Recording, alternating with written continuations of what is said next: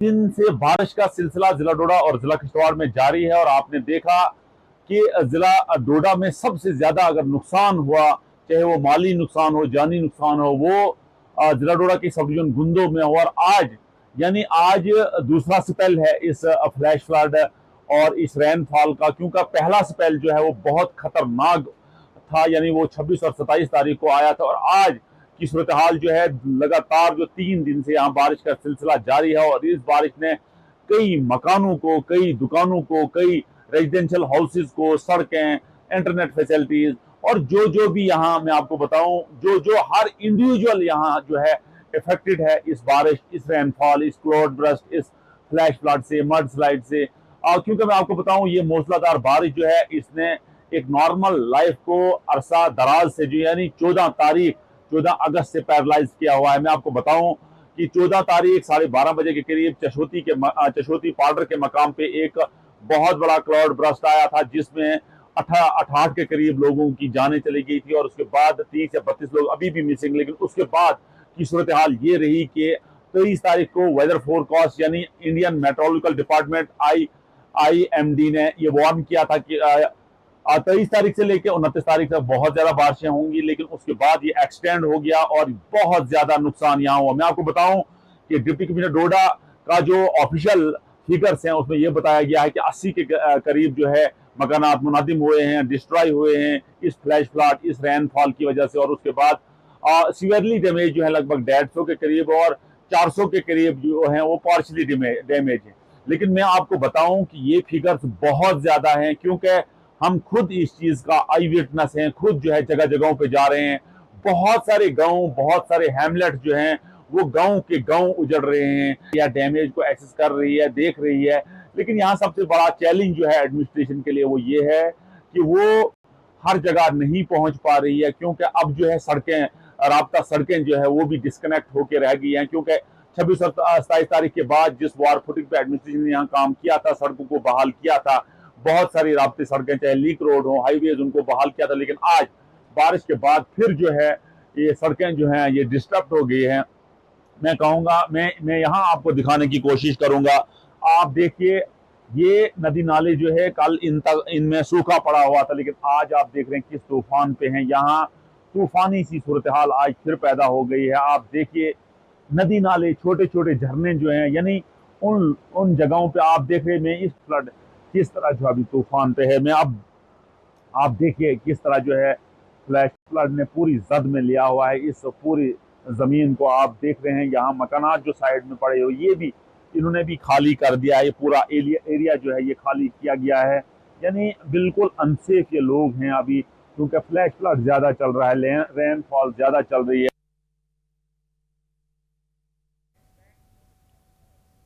और जम्मू कश्मीर में मौसम का क्या हाल है ये हम जानेंगे। हमारे दो सहयोगी हमारे साथ हैं, राजन वैद और समीर भट्ट। सबसे पहले हम समीर के पास जाएंगे। समीर, कहाँ पे इस वक्त मौजूद हैं आप और क्या कुछ स्थिति है इस वक्त वहाँ की? देखिए, अगर हम जम्मू की बात करें तो जम्मू का क्लाइमेट आज समहाउ ठीक ही है। अभी सुबह सुबह का टाइम है, लेकिन बारिशें नहीं हो रही हैं। पिछले कई दिनों से हमने लगातार बारिशों का एक सैलाब देखा और बारिशें बहुत ज़बरदस्त देखी, लेकिन आज राहत की बात है कि अभी तक बारिश नहीं है। हालांकि मौसम क्या करवट लेता है ये आगे अगले कुछ घंटों में पता चलेगा, क्योंकि ऐसा कहा जा रहा है कि 11 बजे से 1 बजे तक हो सकता है कुछ और थोड़ी बारिश हो। लेकिन फिलहाल मौसम ठीक है। और हम तवी नदी, जो तवी आप देख लीजिए हमारे पीछे जो तवी है, ये मैं यहाँ जो स्पॉट है ये राजेंद्र कॉलोनी है, बेसिकली राजीव कॉलोनी है। ये यूनिवर्सिटी जो जम्मू यूनिवर्सिटी है उसके साथ में, उसके पीछे जो तवी बह रही है उसके किनारे पर ये राजीव कॉलोनी है। और यहाँ पे हम क्यों आए, हमारे कैमरामैन हमने दिखाने की कोशिश करेंगे। देखिए, ये जो कॉलोनी है ये बिल्कुल तवी के बिल्कुल नज़दीक है और यहाँ पे आप डिस्ट्रक्शन देख लीजिए जो डैमेज हुआ है। मेरे कैमरामैन तस्वीरों में आपको थोड़ा दिखाने की कोशिश करेंगे। ये बिखरा हुआ सामान है, ये सड़ा हुआ सामान है, जो कि कई दिन पहले जब यहाँ ज़बरदस्त बारिशें हुई थी, जो याद होगा जब 4th ब्रिज भी तबाह हो गया था, उस दौरान यहाँ पे भी पानी अंदर चला गया। और जो अंदर आप तस्वीरें यहाँ कैमरामैन दिखाने की कोशिश कर रहे हैं, इन सभी मकानों में अंदर तक पानी चला गया। पानी का बहाव इस तवी का इतना ज्यादा था कि इस कॉलोनी में, जो ये राजीव कॉलोनी है, इसमें जो इसके सटे हुए जो मकान हैं, उन सभी मकानों में जो है पानी घुस गया। और उसके बाद हालांकि आम लोग जो हैं वो बच गए, लेकिन यहाँ पे जो सामान है जो आप देख सकते हैं, यहाँ पे जो बेड हैं, कुर्सियां हैं, यहाँ पे जो बर्तन हैं, वो सब तहस नहस हो गए और लोगों को काफ़ी काफ़ी काफ़ी नुकसान उठाना पड़ा। हालांकि डिप्टी कमिश्नर भी यहाँ पे कुछ दिन पहले यहाँ पे आए थे, लेकिन लोगों में बहुत ज़्यादा एक तरह से एक फेयर अभी भी बना हुआ है। कुछ लोगों से हम बात करेंगे और जानेंगे कि क्या क्या चीज़ें हुई। आपका नाम क्या था? मेरा सर गोपाल दास शर्मा। आप यहाँ रहते हैं? जी सर। क्या हुआ था उस दिन, ज़रा बताएं। सर हुआ ये कि बारिशें बहुत तेज़ हो रही थी, तो तभी नदी बहुत बड़े उफान पे थी। और ये जो तभी का ये जो बंद लगा हुआ है ना, यहाँ से पानी उछल कर 2-2 फुट बन के ऊपर से और हमारे घरों में चला गया। शुक्र उस माली का ये भाट दिन को आई, अगर रात को आती तो फिर हमारा भी बचना मुश्किल था। तो यहाँ हमारा तो कुछ बचा ही नहीं। जो भी है अभी भी आप थोड़ा नीचे जाकर देखेंगे तो 4-4, 5-5 फुट मलबे में दबा हुआ है सब सामान हमारा। कुछ नहीं बचा है, ना खाने का, ना पीने का, ना सोने का। जो बर्तन, टीवी, फ्रिज, कूलर जो भी है, सब बुरा हाल है। तो अभी तक तो कुछ हम अभी अपने मकान के अंदर भी नहीं जा सके कि इतना मलबा है, गलियों में भरा हुआ मलबा है। आज 10 दिन होने को हैं।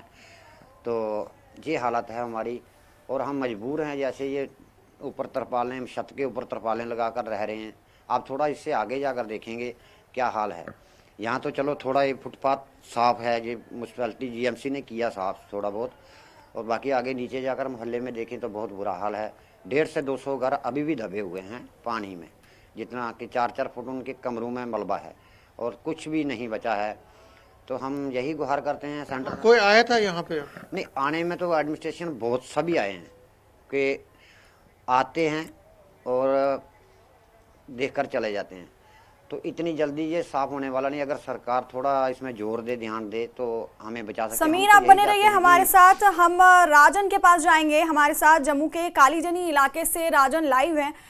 राजन, क्या कुछ वहाँ के पहले के हालात क्या थे और अब के वहाँ के हालात क्या हैं? आज मौसम को लेकर अगर बात करें तो मौसम को लेकर क्या कुछ जानकारी आपके पास है? जी देखिए, हालांकि अभी बरसात नहीं है लेकिन बादल छाए हुए हैं और मैं जिस ओल्ड सिटी जम्मू में मौजूद हूं, यहां सबसे ज़्यादा नुकसान हुआ। कुछ दिन पहले यहां पे एक मकान गिरा था और कल भी जो है बरसात के चलते, मेरे पीछे आप ये मलबा देख सकती हैं, ये मलबा उस बात की तस्दीक करता है कि कितना भयावह यहाँ पे बरसात के चलते जो है नुकसान लोगों का हुआ है। ओल्ड सिटी में ऐसा कोई मकान नहीं है जिसमें क्रैक्स नहीं आ गए हों और कई ऐसे मकान हैं जो अब गिरने की जो है कगार पे पहुंच चुके हैं। आप ये मकान देख सकते हैं, कल तक ये मकान खड़ा हुआ था लेकिन बरसात जिस तरह से आई ये मलबे में तब्दील हो गया है।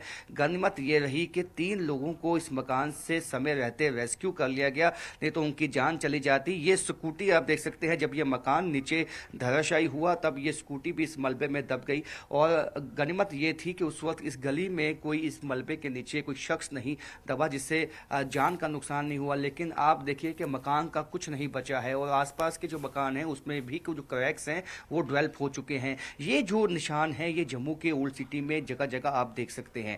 यहाँ पे जो बरसात का जो यहाँ पे इम्पैक्ट आया वो सबसे ज़्यादा है। यहाँ पे जिस तरह से ये, क्योंकि जब महाराजों की जो मुबारक मंडी है वो इससे कुछ ही दूर पे है और जहाँ जितने भी मकान हैं वो बहुत ही सालों पुराने हैं। यानी कि ये जो ओल्ड सिटी है ये सबसे पहले यही जो मार्केट और यही जो रिहायशी कॉलोनीज थी वो जम्मू के इतिहास में वो सबसे पहले यहाँ पे बनी। उसके बाद ज़्यादा जो है यहाँ पे जब लोगों ने मकान बनाए और लेकिन वो जो पुराने मकान थे उनको ज़्यादा वो चेंज नहीं कर पाए, जिसके चलते वो उन बिल्डिंग्स में जो है वो पहले से ही क्रैक्स थे। लेकिन जिस तरह की बरसात इस दफ़ा आई है उसके चलते अब वो मकान जो है उस बरसात को नहीं झेल पाए और मकान अब नीचे ढहने लगे हैं। अभी कुछ ही दिन पहले हमने आपको इसी इलाके से एक अन्य गली से एक रिपोर्ट दिखाई थी जहाँ पे रात के वक्त एक मकान धराशायी हो गया था। तो ये मकान भी कल धराशायी हुआ। इसके बाद अब लोगों में इस तरह का खदशा बना हुआ है यहाँ पे कि जो बाकी मकान हैं जिनमें क्रैक्स आ चुके हैं, यदि बरसात वापस होती है तो उन मकान को भी खतरा राजन, हो आप बने सकता रहिए है। हमारे कल साथ। ही हम यहाँ पे- मुदस्सिर का रुख करेंगे। हमारे सहयोगी श्रीनगर के जहांगीर चौक से हमारे साथ लाइव है मुदस्सिर कादरी। मुदस्सिर, अभी हमने थोड़ी देर पहले जहांगीर चौक से जो तस्वीरें दिखाई वो वाकई भयावह थी। बारिश के बाद जिस तरह से वहां पर पानी भरा, उसके बाद से दुकानदारों ने अपना सामान वहां से हटाया, लोगों में काफी दहशत देखने को मिली वहां पर। बिल्कुल यकीनी तौर पर लोगों में काफ़ी पैनिक फैला हुआ है और जिस तरह का लगातार हम देख रहे हैं कि जहलिम का जो वाटर लेवल है वो लगातार बढ़ रहा था, तो उसके चलते लोगों ने प्रिकॉशनरी तौर पर जो दुकानें हैं वो खाली कर दी, वहाँ से जो जितना भी स्टॉक था उसको मुंतकिल कर दिया। और इसी बीच जो लो लाइंग एरियाज में रिहाइश पजीर लोग हैं तो वो भी सेफर प्लेसेस की तरफ जो है वो जाने लगे हैं। और हम इस वक्त बिल्कुल बादशाह ब्रिज पे जहांगीर चौक के नज़दीक ही मौजूद है और आप देख सकते हैं कि जहलिम का मंजर है, आहिस्ता आहिस्ता जो पानी है वो बढ़ रहा है। लेकिन खुशाइंद बात यह है कि जो संगम के मकाम पर जहलिम की वाटर लेवल है उसमें थोड़ा रिसेशन जो है वो जरूर देखने को मिला है। वाटर लेवल जो है वो वहां पर कम ही सही लेकिन रिसीड हुई है। जो यहाँ पर जो नया जो हमारे पास डेटा आया है फ्लड एंड इरिगेशन डिपार्टमेंट की तरफ से, और लेकिन यहाँ पर आप देख सकते हैं, मैं विजय अयूब से कहूँ कि जूम करके दिखाए कि जो रेड मार्क है, फ्लड अलर्ट है, उसको वाटर जो है वाटर लेवल ने टच किया है और कहीं ना कहीं अब लोगों के लिए ये जो है एक खतरे का संकेत भी है। लेकिन दूसरी जानिब एडमिनिस्ट्रेशन की लगातार लोगों से ये अपील है कि पैनिक ना हो जाए और अलर्ट रहे, लेकिन ऐसे में जो है अपना संतुलन जो है वो बनाए रखे और काफी सूझबूझ से काम ले। और इस बीच जो टेंजन का एरिया है तो वहां पर जो इतलात हमें मिल पा रही है कि वहां पर जो रिहायशी एरिया है वहां पर पानी घुस गया है। और इसी के साथ साथ साउथ कश्मीर के जो अवंतीपोरा एरियाज है या पांपोर के एरियाज है वहां पर भी कहीं कहीं पर दरिया ने ब्रीच किया है, जहलिम ने, या हम यूं कह सकते हैं कि दरिया के किनारों के ऊपर से पानी जो की लेवल जो है वो चली गई है, जिसकी वजह से वहां पर रेजिडेंशियल एरियाज में पानी जो है घुस गया है। और इसके साथ साथ अनंतनाग प्रॉपर की अगर हम बात करेंगे तो वहां पर भी जो फ्लड वाटर है वो रिहायशी बस्ती में दाखिल हो चुका है, जिसकी वजह से लोगों को काफी मुश्किलात का सामना करना पड़ रहा है। लेकिन इस बीच खुशाइंद बात यह है कि साउथ कश्मीर में आज रात भर जो है बारिशों का सिलसिला थमा रहा, जिसके बाद अब जो दरिया लिदर की वाटर लेवल है वो नॉर्मल पे आ गई है, क्योंकि दरिया लिदर एक मेन सोर्स है इस रिवर जहलिम का और साथ ही साथ वैष्णो नाला भी मेन सोर्स है इस रिवर जहलिम का, और वो ट्रिब्यूटरीज जो है जहलिम में ही शामिल होती है। और कहीं ना कहीं जो वाटर लेवल है जहलिम का तो वो उसमें जो है अपना योगदान देते हैं ये दोनों नाले। तो इन अब दरिया लिदर में जिस तरह से वाटर लेवल नॉर्मल पे आ गई है तो ऐसे में यकीनी तौर पर लोगों ने राहत की सांस ली है, खास तौर पर साउथ कश्मीर एरियाज की अगर हम बात करेंगे। लेकिन इस बीच हम देख रहे हैं यहाँ पर थोड़ा बहुत जरूर जो है वाटर लेवल रिसीड हो गई है, लेकिन जिसके चलते अब लोग जो है राहत